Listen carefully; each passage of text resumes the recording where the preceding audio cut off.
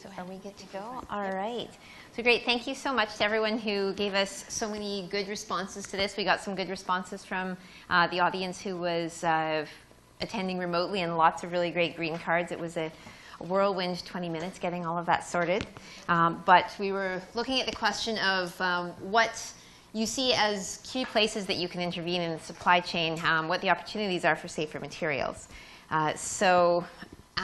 Breaking down this idea, we actually are awesome. Thank you, guys. I didn't anticipate it being down quite that low. So you can see there's a fairly complete supply chain here, and there were a number of points along this that people identified.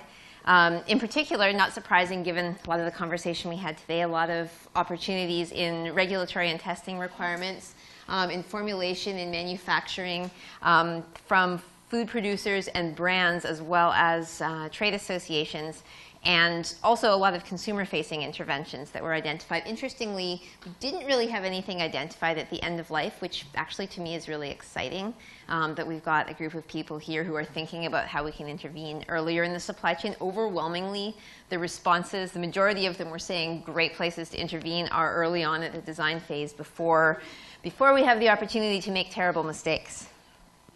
So getting into a bit of specifics, a lot of things that came up around transparency, knowing more data about hazard endpoints, and really making the link between what we know scientifically and policy, and then moving around into the formulation phase, making sure that we have understanding of what's going on, having chemists on a team, having folks who are working in hazard assessment on a team, manufacturing being able to be responsive, brands and trade associations being in many ways in a better position to be responsive because they're being pushed back on by consumers, and a lot about trust.